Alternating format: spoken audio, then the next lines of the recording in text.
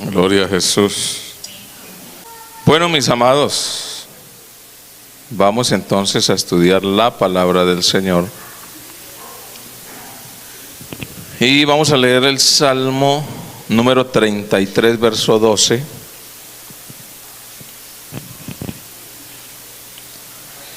Estamos hablando de estamos hablando de la mayordomía.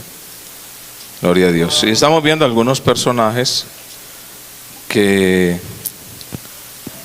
fueron buenos mayordomos, otros malos mayordomos.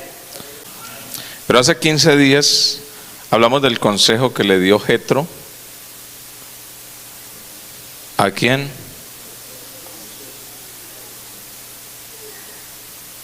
A Moisés, ¿cierto?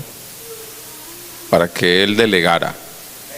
Pero qué buen consejo que le dio, ¿cierto? Un buen consejo. Si no, el viejo Moisés se hubiera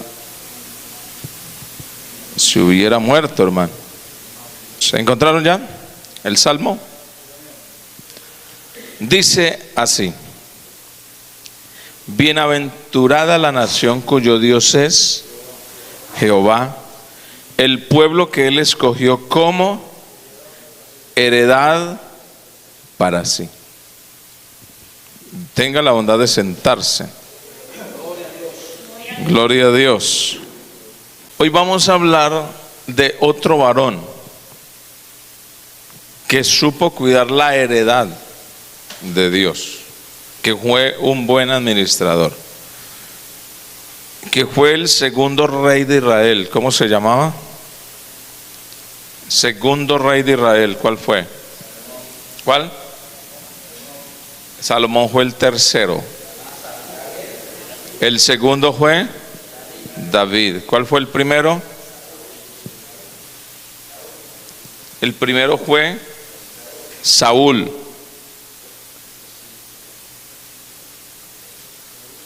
Pero vamos a hablar de David.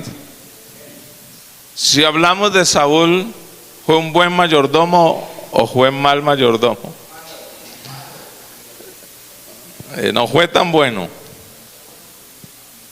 Al principio fue bueno, porque incluso cuando Dios lo llena de su Espíritu Santo,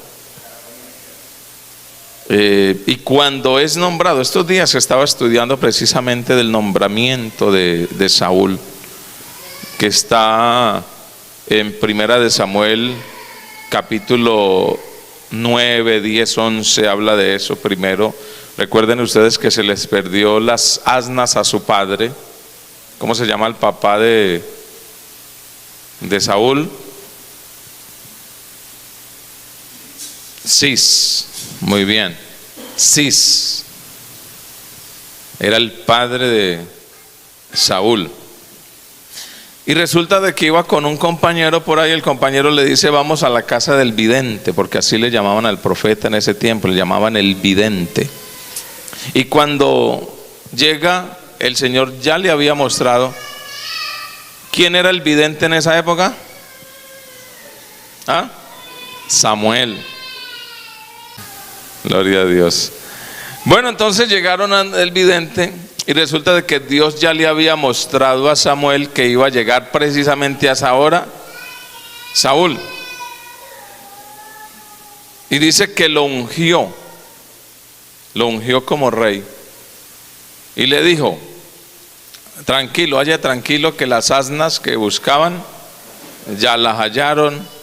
Prácticamente no le quiso decir así y así, pero le dijo, mejor dicho, usted venía a otra cosa, hermano. Y le dijo: y para que creas que vas a ser rey de Israel, le dio varias señales, ¿no? Vas a ir a tal parte, te vas a encontrar a tal hora exacta, a un hombre así y así. Vas a profetizar, vas a ser lleno del Espíritu Santo. No, mejor dicho. Y aún así, a Saúl le pasó lo de Moisés.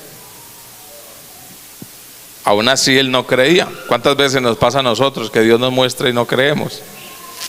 ¿Sí? Y el día que Samuel convoca al pueblo para el nombramiento del rey, ¿sabe dónde estaba Saúl?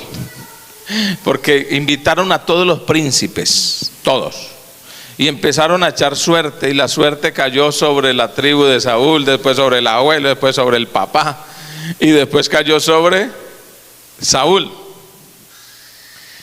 Y cuando, bueno, ¿y dónde está Saúl? Él no estaba por ningún lado. ¿Y sabe dónde estaba? Le tocó a Samuel invocar el nombre del Señor. Muéstrame dónde está Saúl. Y dice que estaba escondido detrás del bagaje. Escondido, estaba con miedo, tembloroso. Porque es que imagínate, iba a ser el primer rey sobre Israel, hermano. Cualquiera, ¿sí o no? Cualquiera, estaba escondido y mandó a traerlo a la fuerza. Tráiganlo aquí. Y lo trajeron. Y cuando presentan a Saúl, dice que de hombros arriba era más grande que el resto del pueblo. Era de ojos bonitos. Dice que era de hermoso parecer también. Era bien pinta Saúl. Alto, fornido. Hasta ese momento era humilde. ¿Sí? Y ahí fue nombrado rey por segunda vez, porque él no creía. Y a pesar de eso, le cuento, es bueno leer esas partes, uno aprende mucho. A pesar de que fue nombrado ya en 2 veces, uno a solas, otra delante del pueblo, el hombre fue para la casa, pero él no empezó a ejercer liderazgo ni nada de eso. Él se fue como si nada pasara, como hermanos aquí que uno nombra en algún cargo y están perdidos y no toman posesión del cargo que Dios le da. Aquí pasa también, ¿sí? O en otros lugares. Así le pasó a Saúl y se fue como si nada. Pero resulta de que por ahí llegó una amenaza, hermano. Llegó una amenaza y le mandó a decir al pueblo, a una de las tribus de Israel, le dijo: vea, mañana venimos a exterminarlos. Si no nos pagan impuestos, tributo, vamos a acabar hasta con el nido de la perra, le dijeron. Eso fue. Y esa palabra, ese mensaje llegó a oídos de Saúl. Llegó a oídos de Saúl. Entonces Saúl dice que en ese momento, cuando escuchó eso, el Espíritu Santo vino nuevamente sobre Saúl. Lo tomó. Y dice que este varón partió un cabrito en 12 pedazos y lo mandó por todo Israel. Y dijo: así se hará con la familia que no saliera a pelear con nosotros. Oiga, tremendo eso. O sea que lo iban a descuartizar si no salían. Entonces dice que el pueblo tuvo temor de Saúl y de Dios, y salieron miles, varones de cada tribu, y entonces se reunieron a Saúl y dijeron: y vamos a luchar contra los que van a pelear contra mi pueblo, y no vamos a ser tributarios de ellos, no, señores, y que sepan que ya hay rey en Israel. Oiga. Y salieron. Y dice que el Señor los entregó en sus manos, pelearon, esa fue la primer pelea de Saúl, y entonces como fueron victoriosos, el pueblo ahora sí gritó: viva el rey, viva el rey. Y unos hombres que habían menospreciado a Saúl dijeron: va a reinar ese sobre nosotros, que por aquí. Entonces llegaron uno y dijeron: ¿se acuerda de los fulanos que dijeron que vamos a ir a descuartizarlos? Y Saúl les dice: no, hoy no, porque Jehová ha dado victoria a Israel. Hoy no va a morir ninguno del pueblo. Desde ahí empezaron ahora sí a temer al rey y a ver a Saúl como el rey. Ahora sí se posesiona, ahora sí hace lo que Dios quería que hiciera, y empiezan a tener victorias y bueno, todo eso. Y hasta ahí Saúl es una persona humilde que se deja guiar por Dios. Entonces, ¿qué fue lo que pasó después? Después Saúl empezó a hacer cosas que no debía hacer. Y ahí está el problema cuando Dios nos pone a hacer algo y o sentimos que el poder se nos llega a la cabeza, llega a la altivez y empezamos a hacer cosas y roles que no nos corresponden. Por ejemplo, llegó un momento en que la batalla arreciaba y resulta de que Saúl empezó a ver que el pueblo estaba desertando. ¿Y qué hizo este varón? Ofreció el sacrificio a Dios. ¿Cómo lo ven? Ofreció holocausto a Dios, cosa que eso lo hacía ¿quién? El sacerdote. En ese tiempo lo hacía Samuel. Y él, al ver que el pueblo estaba desertando, empezó a hacer el trabajo que no le correspondía a él. Él le tocaba ¿qué? Esperar, hermano. Él le tocaba esperar. Así de sencillo. Y cuando llega Samuel y ve que ya ha hecho el sacrificio, ¿qué es lo que le dice a Saúl? Locamente, oiga, es decir, esa palabra locamente, actuaste como un loco. Eso fue lo que actuaste como un loco, porque eso no te corresponde. Y desde ahí empezó Saúl en picada, hermano. ¿Por qué? Porque una persona que le sirve a Dios debe ser paciente, debe esperar.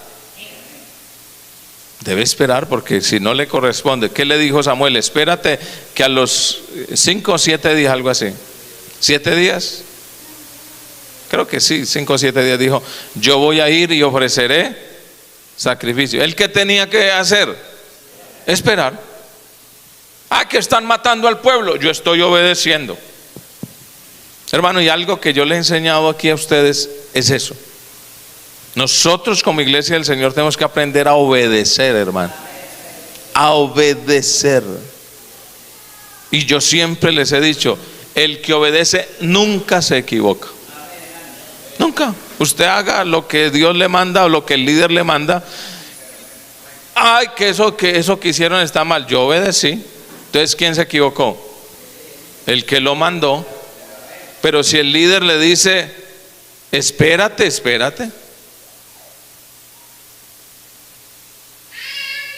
Pero a veces nos cuesta obedecer, lo que le pasó a Saúl. El problema de Saúl era eso, tenía problemas para obedecer la voz de Dios. Y va mal. El que no obedece va mal. Y es más, cuando Samuel le dice: locamente has hecho. ¿Sabe qué dice Samuel? Porque eso es lo que hace el desobediente, justifica sus hechos. Y él dijo: no, ¿cómo que mal? Si antes yo me esforcé. Sí, eso lo dijo él.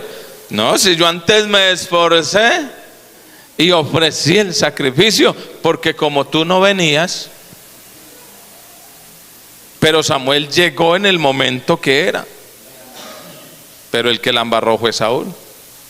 Y él le dice: si tú hubieras esperado, hubieras derrotado a tus enemigos. Pero por tu desesperación. Y después el Señor le da otra orden, otra misión. Habían pasado, según la historia, 300 años desde que estaban en el desierto, y llegó Amalek y mató un poco del pueblo que estaban con sed, cansado, y llegó por detrás y mató un poco de gente, mató niños, mujeres. Y el Señor, ¿sabe qué le dijo? Como cuando uno le dice a los muchachos: espérate, verás. En la escuela ¿no le pasó?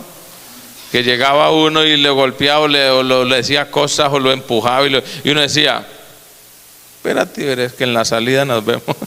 Aquí no puedo hacer nada en la escuela, pero espérate, verás. A mí se me pasó muchas veces. Y en la salida nos veíamos. Y sabe, ojalá que esto no lo aprendan los muchachos. ¿Sabe qué hacíamos nosotros? Como no podíamos andar con armas, le sacamos así puntajos lápices. Ay, eso es tremenda puñalada, oiga. Así éramos nosotros, hermano. Ahora si cogíamos esos lápices, venga. Entonces eso hizo el Señor con Amalek. Espérate nomás, espérate. Y llegó el momento de la venganza del Señor. Y le dice a Saúl, ¿qué le dice? Ahora sí, llegó el momento. Ve a Amalek, vas a exterminar todo, va a acabar hasta con el nido de la perra, hermano. Todo, animales, ves, todo. Niños, hombres, mujeres, vas a acabar porque ahora sí voy a cobrársela a Amalek. ¿Y qué sucedió cuando llega Saúl con el pueblo? Sale el colega, somos reyes, se hicieron el saludo, que no hay que por allá. ¿Y cómo se llamaba el rey? Y le dice acá, colega, a usted no lo voy a matar, hágase por acá. Y lo subió al carro de él todavía, hermano. Y vio unas vacas todas gordas. Uy, estas sirven para el sacrificio. Con estas hacemos sacrificio, que están bien bonitas. Y también, hermano, para resumirle un poco, cuando llega Samuel, oiga, y ese balido de vacas que oigo y ovejas, ¿qué es eso, Saúl? ¿Y qué le dice Saúl? No, mire pues, él no dice, es que perdonamos el pueblo. El pueblo vio esto tan bonito, entonces le perdonamos la vida para ofrecérselo a Dios. Mire que de aquí podemos aprender algo, hermano. Dios no quiere sacrificios inmundos. Él quiere un sacrificio santo, agradable. Él no quiere, hermano. Por ejemplo, vean la gran diferencia entre David y Saúl. Saúl quería darle un sacrificio que no le costara nada. Ahí me ahorro lo que valen esas vacas y ovejas, viendo que el rey tenía plata hasta aquella, hermano. Que a veces somos tacaños para las cosas de Dios, hermano, como Saúl. Y David fue al contrario. ¿Recuerdan ustedes cuando David cometió una locura también y censó al pueblo? Y el Señor le puso a escoger entre 3 castigos. ¿Recuerdan ustedes? Y empezó, bueno, mire la sabiduría que tenía David. David decía, es mejor caer en manos del Dios vivo que en manos de los hombres, porque Dios tiene misericordia, el hombre no. Y entonces el ángel de Jehová empezó a matar gente. Y llegó un momento en que el Señor, ¿qué le dijo al ángel? Ya, detente, que el Señor le dolía, porque la misericordia de Dios es grande. Y entonces llegó un hombre y le dice, David, ¿la era de qué era? Recuerden ustedes, de Anac, algo así, bueno, no recuerdo. Y entonces resulta de que este varón tenía unas vacas, tenía una era bonita, y le dijo, David, si quieres yo te regalo las vacas, yo te regalo todo para que ofrezcas holocausto al Señor. ¿Y qué dijo David? No ofreceré sacrificio a Jehová que no me cueste, te lo pagaré todo. Mire la diferencia entre Saúl y David. Mire la gran diferencia. Dijo, no, yo te lo voy a pagar todo. No ofreceré, me gusta esa frase, no ofreceré sacrificio a Jehová que no me cueste. Todo te lo voy a pagar. Mientras que Saúl perdonó todo eso para ofrecérselo al Señor porque no le costaba un peso. Pero ¿qué le dijo Samuel? ¿Se agrada el Señor de holocaustos? ¿De carneros?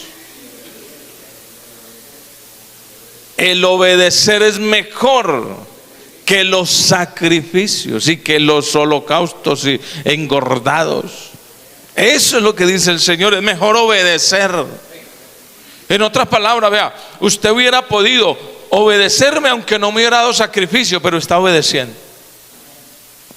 Hermano, nosotros tenemos que aprender a obedecer la palabra de Dios, a obedecer a Dios.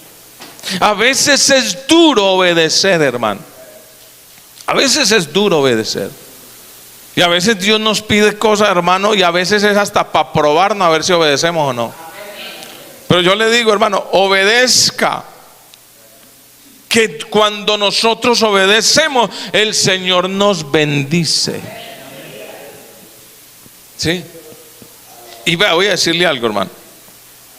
Voy a decirle lo siguiente.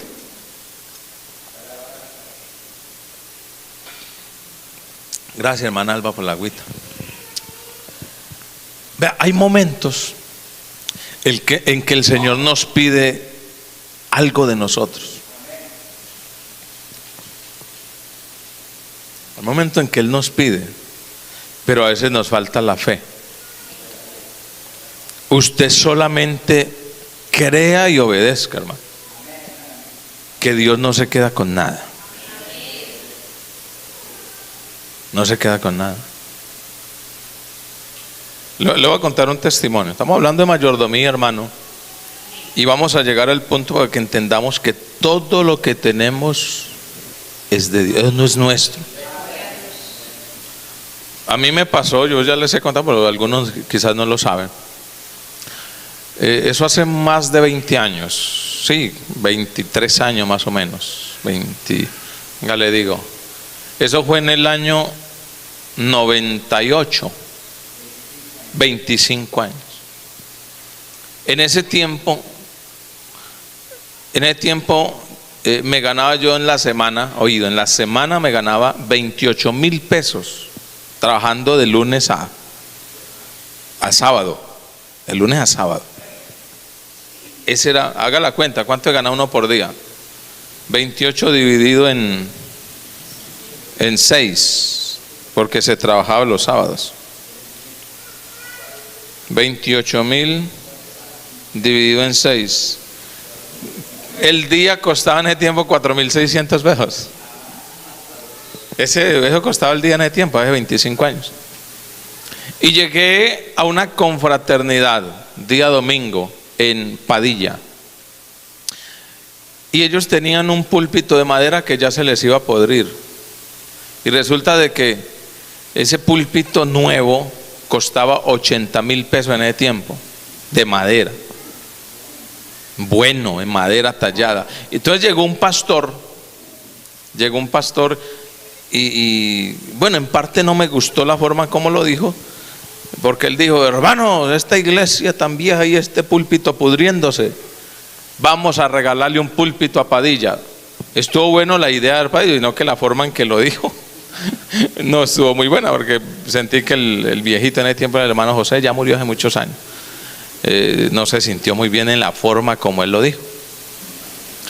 Hermano, y dijo el hermano ahí en ese momento: hermano, vamos a recogerle, en tal parte lo venden, vale, no sé, en ese tiempo costaba como 100,000 pesos, pero bueno, de madera fina, bien bonito.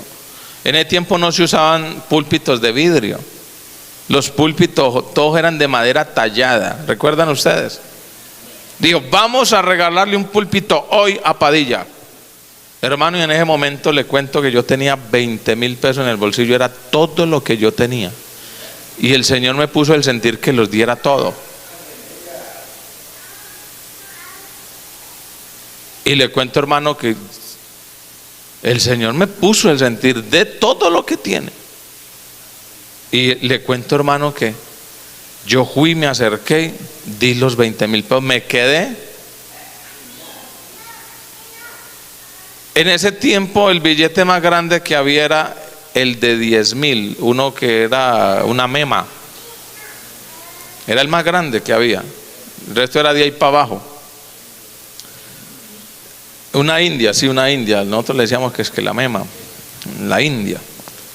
Y eso por un robo lo quitaron, ¿no? Un robo grande que hubo de eso, entonces lo salió de circulación. Hermano, yo eché los 20,000 pesos. Mis 20,000 pesos, y empieza el enemigo: ay, te vas a quedar sin almuerzo, que fue en el primer culto de la mañana, y ahora cómo vas a llegar a Villarrica. Yo vivía en Villarrica y yo no le hacía caso a vos. Yo: no, el Señor me puso el sentir, lo voy a dar, y lo di, hermano. Cuando terminó esa dominical, el enemigo: ay, ahorita que vas a almorzar. Cuando un hermano va y me saluda: oh, hermano Carlos, Dios le bendiga, mi abrazo, bien, y te invito a almuerzo. Amén. Almorcé. sabroso. Y el enemigo, ay, ahorita cómo te vas a devolver y si te da hambre más rato. Vea, hermano, le cuento que en esa confraternidad más de uno me gastaba. Y yo lleno, y yo no, ya no más. Todo el mundo me gastaba. Y para devolverme, eso, un hermano me llevó en el carro, me fui hasta con aire acondicionado. Vea, llegué, fue full a la casa, hermano. Llegué, no me faltó nada. Y ahí no le miento, a los 8 días me invitaron a predicar en Santander de Quilichao, porque en el norte, no sé si todavía, en ese tiempo a los líderes de jóvenes de evangelismo se invitan mucho a campañas de otras congregaciones. Como las congregaciones son cerca y son muchas, a uno lo invitan a predicar a vigilias, campamentos. Uno sale como un pastor a predicar, varón. Así salí yo, como era líder de jóvenes, me invitaban mucho. Y me invitaron a Santander, hermano, a predicar en la central, un programa que tenían los jóvenes. Y prediqué allá. Y cuando viene un hermano y me dice, hermano Carlos, yo he tenido un sentir, Dios me puso el sentir de darle esto a usted y me pasó. A los 8 días, hermano, un fajo de billetes. Vean, no le miento. Yo me lo metí al bolsillo. Me dio pena contar ahí, yo no, en la casa los cuento. Vea, cuando yo llegué a la casa conté lo que el hermano me había dado. ¿Sabe cuánto me dio? Me dio 100,000 pesos. 100,000. Cuando yo di 20 y el Señor me dio 100,000 pesos. Yo no lo podía creer. Yo, todo ese poco de plata. Y yo le decía, gracias, Señor. ¿Sí ve? Cuando Dios le pone a uno el sentir, hermano, usted obedezca, que Dios te va a bendecir. Dios a veces lo prueba a uno, a ver si es que tú tienes el corazón en esas cosas o no, o si realmente tú crees que lo que tienes es de Dios o no. Así es, hermano. Entonces mire la gran diferencia entre David y Saúl. Cuando Saúl llega, él se dedicó a pelear. Ese fue lo que hizo. Y es más, era hasta un envidioso, porque cuando David mató al gigante que libró al pueblo, porque nadie quería enfrentarse al gigante, y David dijo voy, y usted ya sabe la historia, y el pueblo empezó a cantar, Saúl mató a sus 1,000 y David a sus 10,000. Y empieza, ¿cómo así que a mí me dieron 1,000 y a David 10,000? Voy a matarlo. ¿Cómo se llama eso? Envidia, ¿o no? Eso es envidia, voy a matar. Y desde ahí, hermano, se le olvidó que habían enemigos por todos lados. Vio a David, objetivo militar, hermano. Y cosa tan tremenda que no mandaba a los generales, él se iba, yo quiero es matarlo. Pero mire la diferencia de David. David 2 veces tuvo para matarlo. Y llegó un momento en que le cortó hasta el borde del manto, ¿no? La Biblia dice que entró a una cueva Saúl. ¿A qué? ¿A qué entró a esa cueva? A poposear. La Biblia no le dice así, para llamarlo de una manera muy diferente, dice a cubrir sus pies. Y cubrir sus pies era eso, hacer sus necesidades. ¿Y cómo estaría concentrado Saúl allá haciendo fuerza, que este hombre llegó y le cortó? ¿Con qué le cortó? En el tiempo no llevaban tijeras, era la espada. ¿Cómo cortaría esa espada, hermano? Que solo con sobarla, mamita, le sobó y se quedó con el borde. Y cuando ya pasaron al otro lado le grita, Saúl, ¿qué pasó? Yo no quiero matar. Mire el borde, ni siquiera había dado cuenta. Cuando claro, levantó un pedazo y algo, acá está, le decía, no te quise matar. ¿Y sabe por qué David no quería matarlo? Porque él tenía respeto, no tanto de Saúl, del que lo había ungido por rey. Porque la palabra de él no era líbreme de poner mi mano sobre el rey, no, sobre el ungido de Jehová. Y ojo, que aquí aprendemos algo también. Dios en su iglesia tiene a sus ungidos. Aquí en Sucre, ¿cuál es el ungido de Jehová? Es el pastor, ¿sí o no? En el Paraíso, ¿cómo se llama? Oscar Lugo. En la Central del Bordo, Einer Fori. En la segunda, Fermín Silva, y así sucesivamente. Y a veces hay gente que no le da temor levantar la mano contra el ungido del Señor. Mucho cuidado con eso. Mucho cuidado. Porque a veces, aunque el pastor sea complicado, aunque el pastor sea molesto, aunque no me guste cómo predica, aunque no me guste cómo administra, aunque no me guste cómo actúa, es el ungido del Señor.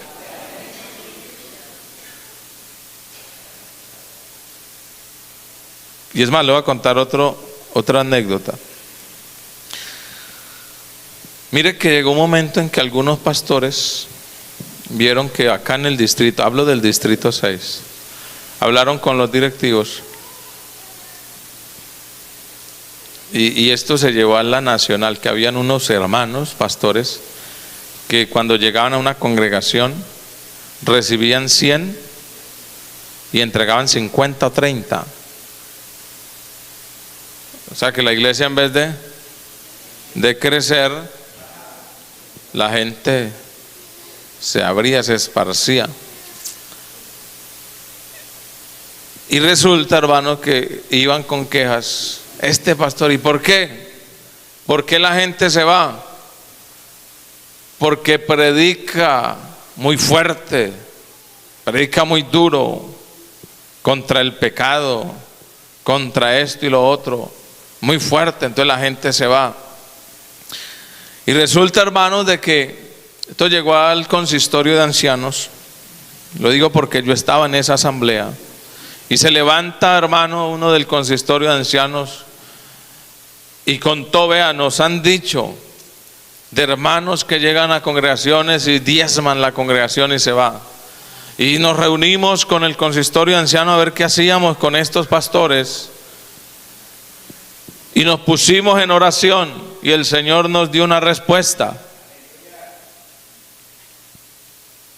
Y lo dijo en una asamblea.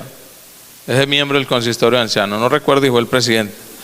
Y dijo, y el Señor nos dijo, ojo con ponerle una mano a ese pastor, porque yo lo tengo allá. ¿Y sabe cuál es el problema, hermano? El problema es que hoy en día la iglesia se ha acostumbrado es a tomar solo leche.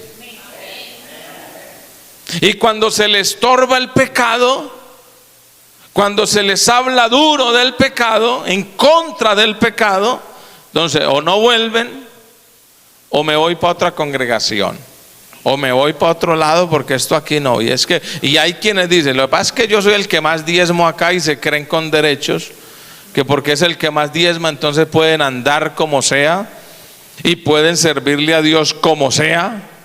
Y pueden andar, hermano, y decir lo que sea, porque como son los que más, y hay pastores que se prestan para eso, y que para que Julano no se vaya, entonces toca permitirles que sirvan de esa manera, no importa cómo estén, porque de pronto los diezmos se bajan. Pero hermano, eso no es así. La iglesia del Señor tiene que vivir es en santidad. Y nosotros tenemos que vivir apartados del pecado. Y nosotros tenemos que vivir es como la palabra del Señor enseña. Y nosotros tenemos que obedecer la palabra de Dios. Y yo le quiero decir algo en esta mañana, hermano. Si el Señor te habla duro, que tienes que cambiar, que tienes que dejar tu manera de actuar, si estás actuando mal, hermano, dele gracias a Dios, que Dios todavía te habla, que Dios todavía te ama, que Dios todavía quiere que cambies tu manera de andar.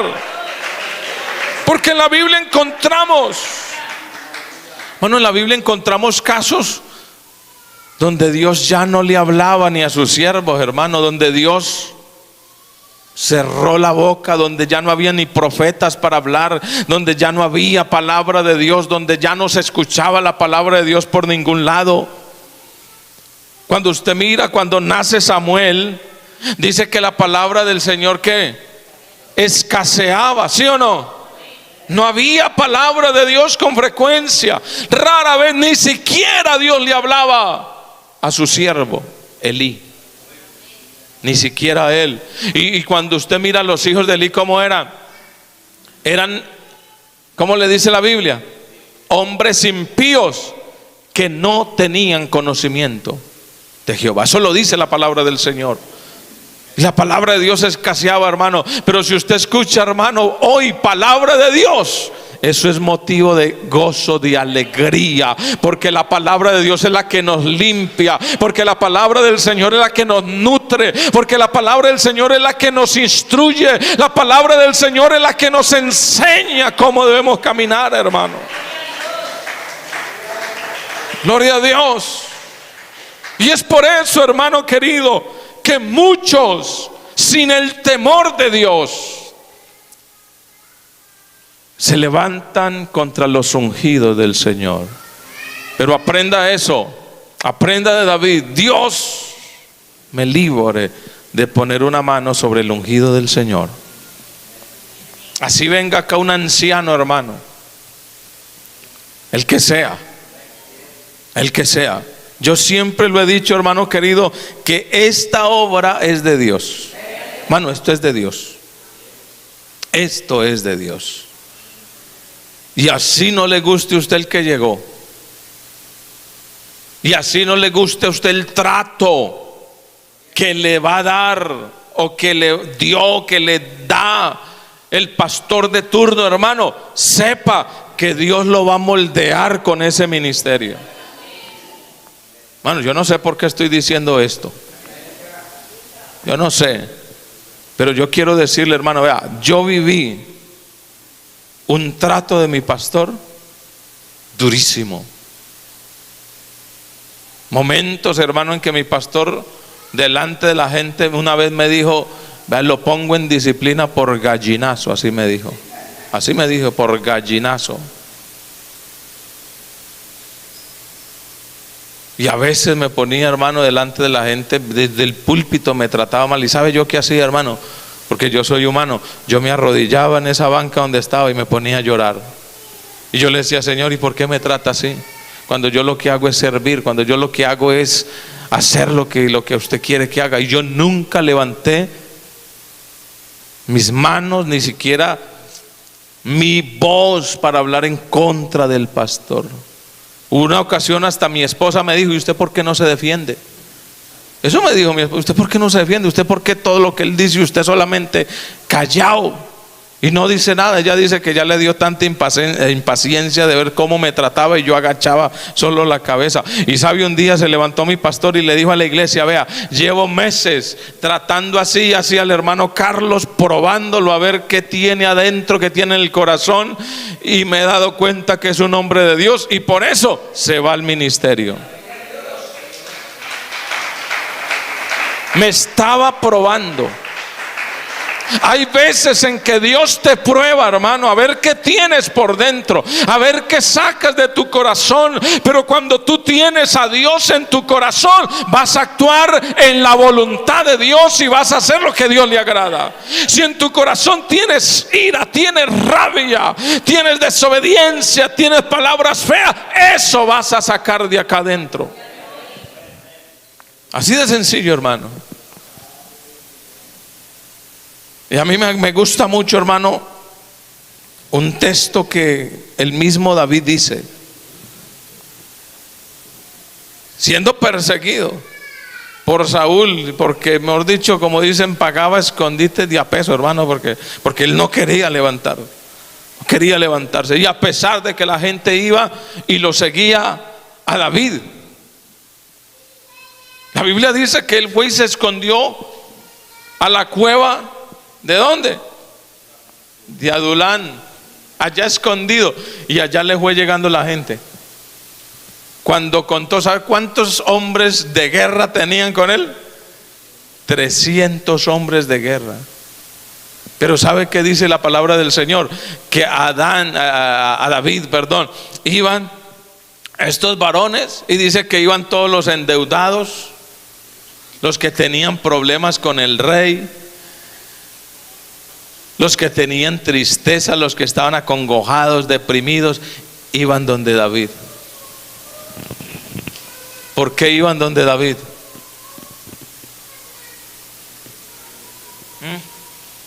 ¿Por qué iban donde David? Cuando David también estaba acongojado, cuando David también estaba atribulado, cuando David también estaba siendo perseguido por el rey, cuando David no podía ni salir a ver su esposa porque la esposa quedó en el palacio, era la hija de Saúl. ¿Y por qué lo buscaban a Saúl? ¿Y sabe qué decían ellos? Porque al lado tuyo tenemos tranquilidad, porque al lado tuyo nos sentimos bien, porque te vemos como un líder. Y decían, porque tú eres el que nos acaba la guerra, eres tú.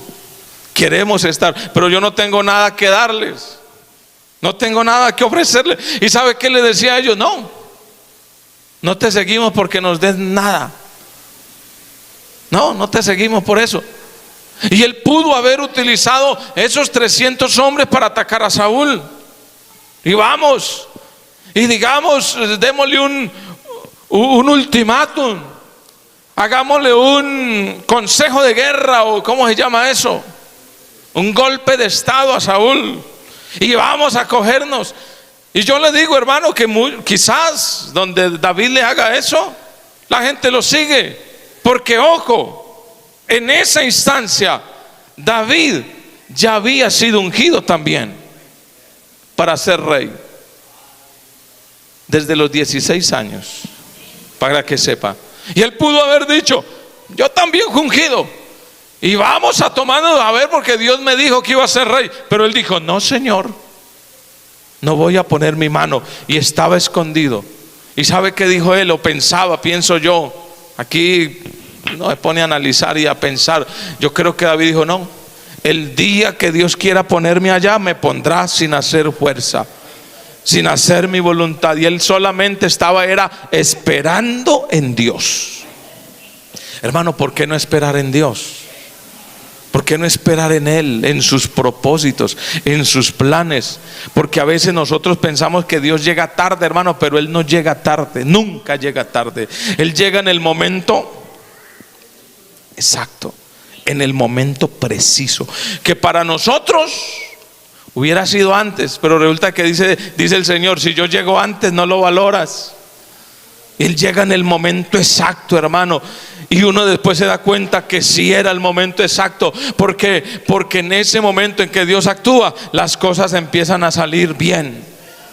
Entonces, hermano, esperemos en Él. No seamos como Saúl. No actuemos a la ligera.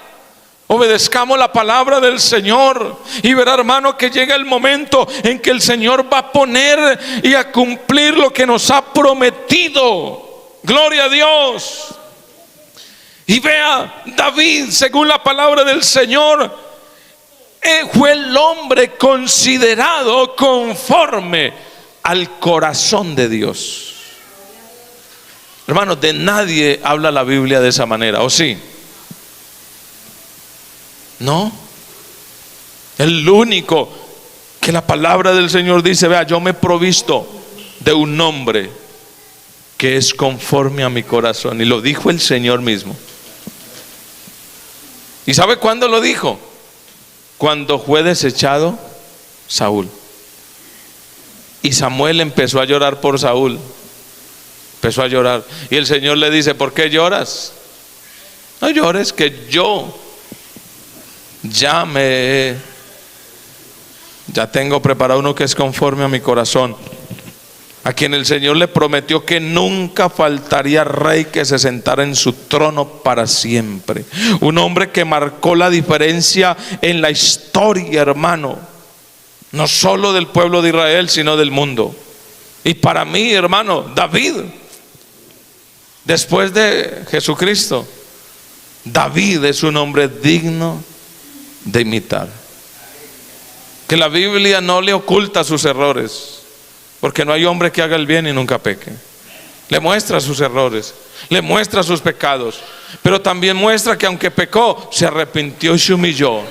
Gloria al Señor. Y dice la palabra del Señor que a David le importaba más la presencia misma de Dios que el mismo trono de Dios.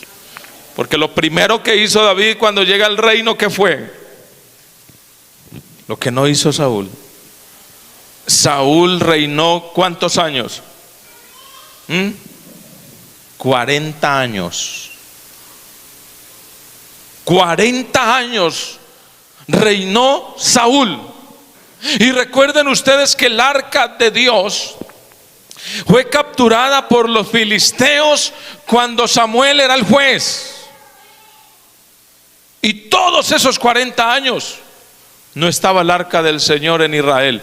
Y Saúl nunca preguntó por el arca. Pero apenas David fue posesionado, lea la Biblia, hermano. Apenas fue posesionado David, lo primero que preguntó: ¿dónde está el arca de Dios? Vamos a ir por el arca de Dios. Aunque tuvo errores, hermano, para traer el arca de Dios, pero a la final llevó el arca del Señor. ¿Y sabe qué? Y quiso acercarse a esa arca, porque él sabía que el arca del Señor tipificaba la presencia de Dios. Y como no podía con ese vestido real, ¿sabe qué hizo? Yo no sé con quién habló, pero dice que se puso un efod de sacerdote, porque no podía acercarse sin efod. Y se puso un efod de sacerdote para acercarse, hermano. Y lo tomó el Espíritu de Dios y dice que danzaba. Danzaba. Yo me imagino ese momento de David. Y la mujer, cuando lo vio así, lo menospreció en su corazón. ¿Y sabe qué le dijo? Quedaste mal ante el pueblo, te rebajaste. ¿Cómo te vas a quitar tu vestidura real y ponerse un efod de sacerdote? Quedaste mal. ¿Y sabe qué? David le dijo: no me importa, ante ti fui vil, pero ante el Señor no. Y si me toca hacerme más vil, por causa de Él lo haré. Donde me toque rebajarme lo haré. Pero yo quiero la presencia de Dios en mi vida. Hermano, yo no sé hasta dónde tengamos que hacer, hasta dónde tengamos que llegar para que la presencia del Señor llene nuestra vida. Hasta dónde tengamos que despojarnos. David se despojó de su vestidura real. Hay momentos, hermano, en que usted tiene que soltar ese cargo que tiene. Es que yo soy fulano, es que yo soy sutano, es que yo soy esto y lo otro, hermano. A Dios no le importa tu cargo, no le importa dónde estás. ¿Sabe qué le gusta a Él? Un corazón contrito y humillado, Él no lo desprecia. Y si hay algo especial, hermano, en nosotros debe ser la presencia de Dios en nuestra vida. A David no le importó. Mano, nada de eso le importó a David. Él quería la presencia de Dios y se llevó el arca. Gloria al Señor. Qué bueno decirle al Señor en esta hora: vea, si tu presencia no está con nosotros, ¿para dónde vamos a ir sin tu presencia? Necesitamos la presencia de Dios en nuestra vida. Cuando tú te levantas y quieres hacer algo, lo primero que necesita ir por delante de ti es la presencia de Dios. Tienes un negocio, tienes una expectativa, tienes un propósito, hermano, que la presencia del Señor vaya adelante. Porque si Él quiere que lo hagamos, hermano, lo vamos a hacer y será de bendición. Pero por más que usted quiera hacer algo, hermano, si Dios no lo aprueba, no lo vas a poder hacer. Y por más que le busques y voy a hacerle por acá y por allá y por allá, no. Si Dios no te ha mostrado, ni te pongas a hacer nada. Pero cuando Dios te muestra, parece imposible, parece grande, parece inalcanzable, parece que no vamos a poder lograrlo. Pero con la presencia de Dios, dígalo como dice Pablo: todo lo puedo en Cristo que me fortalece. Todo.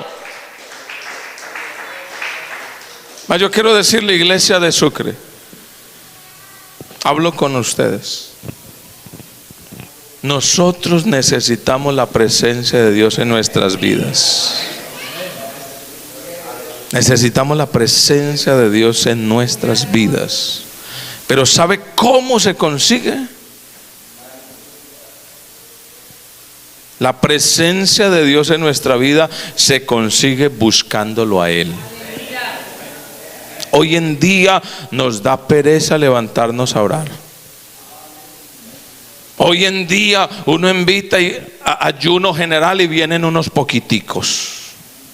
Hermano, yo hablo con ustedes. Estoy hablando con ustedes en esta mañana.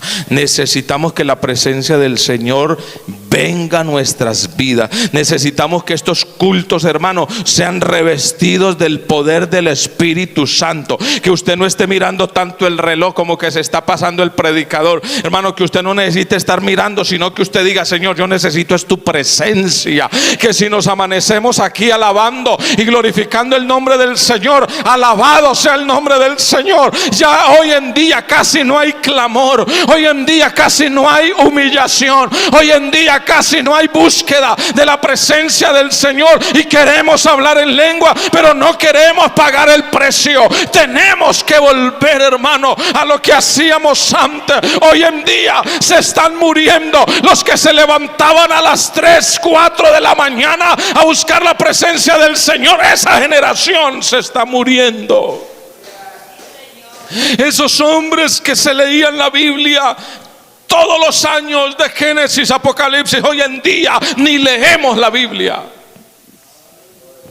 porque mantenemos ocupados trabajando, porque mantenemos ocupados en las redes sociales, porque mantenemos ocupados con los celulares. Ya no se lee la Biblia, ya no se carga la Biblia, ya no se viene temprano al culto a orar. Hermano, Dios nos está hablando en esta mañana. Necesitamos volver a los principios de ayer, cuando antes de iniciar el culto se derramaba la presencia del Señor y usted empezaba a cantar un coro, empezaba a cantar un himno, hermano, y eso era algo tan especial. Usted se iba feliz del culto, usted no quería salir del culto, porque había una presencia gloriosa. Cuando los amigos entraban al culto, ellos decían: se siente algo especial, se siente algo glorioso. Habían congregaciones, hermano, que la gente con solo pasar al frente sentían la gloria de Dios y eran bautizados.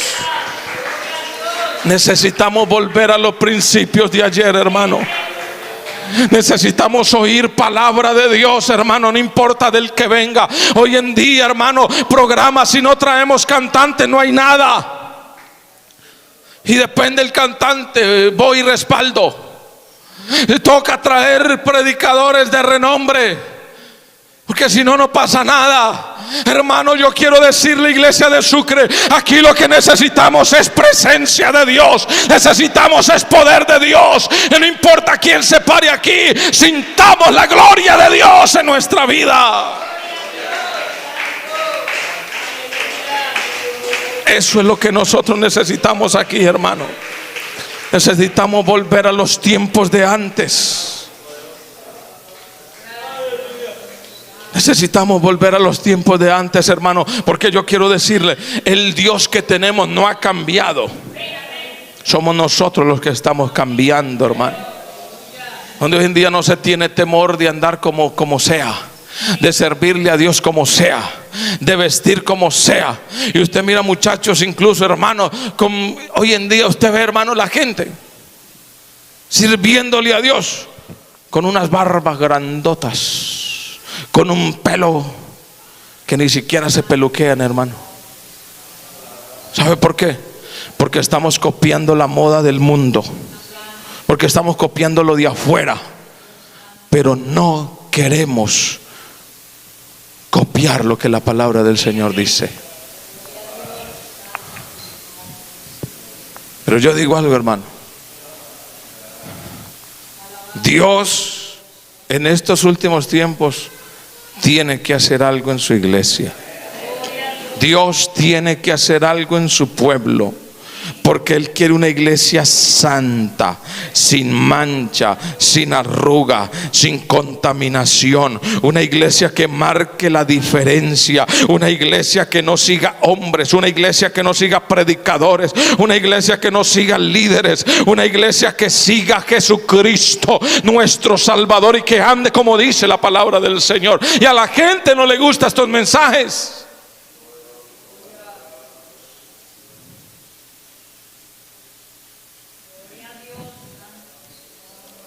Hoy en día, hermano, usted mira a la gente siguiendo predicadores, y discúlpeme, hermano, lo que voy a decir. Hoy en día, lastimosamente, la iglesia del Señor le gusta que los entretengan. Le gusta escuchar predicadores que traen historias y testimonios, y es bueno, obvio, los testimonios. Pero hermano, necesitamos hoy en día más que nunca predicadores que hablen de la santidad de Dios. Porque sin paz y sin santidad nadie verá al Señor. Y esos predicadores que hablan contra el pecado, no, eso no los invitemos. Esos que predican tan duro así, no, eso me hace ir la gente. Necesitamos volver a los principios de antes, hermano. Necesitamos volver a las sendas antiguas.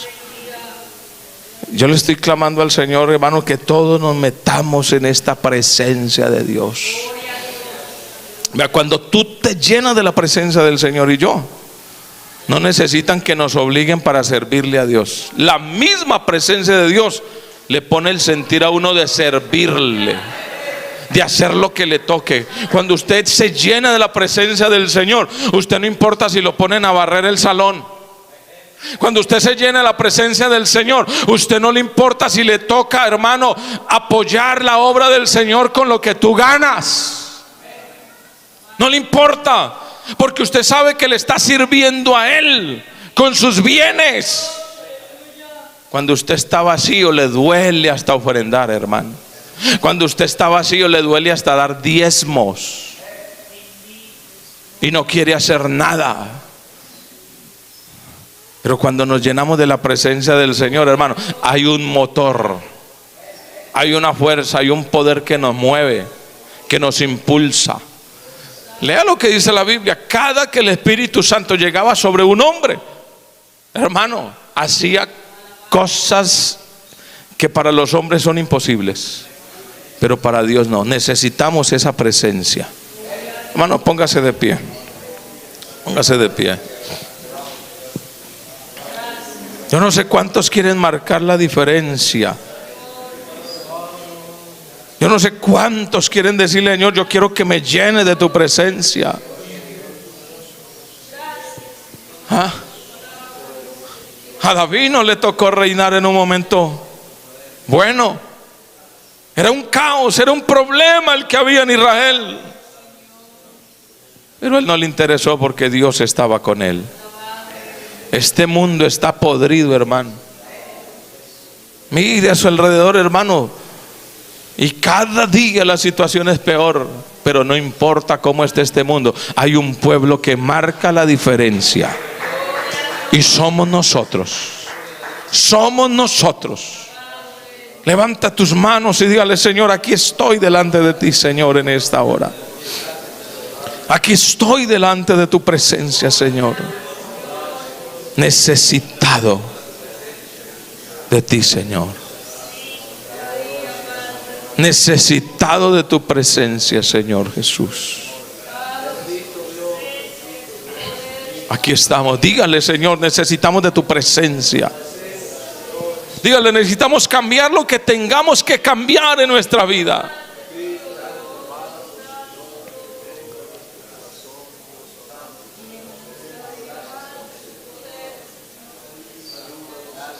Ayúdanos, Señor. Ayúdanos, Señor.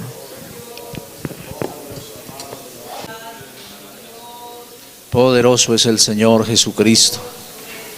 Qué bendición, hermanos, poder escuchar esos mensajes, ¿verdad? Yo siempre sigo diciendo que Dios es muy bueno.